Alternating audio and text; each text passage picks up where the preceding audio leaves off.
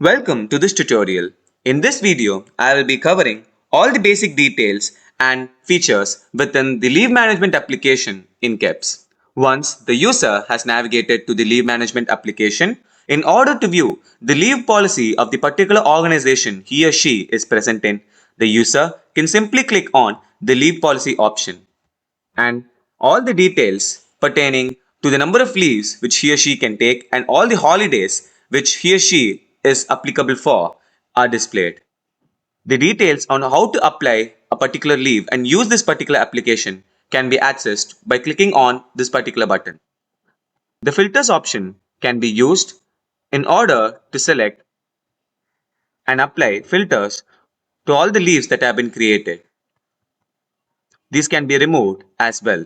This is simply used for sorting and displaying the leaves in the landing page. These summary cards can also do the same work.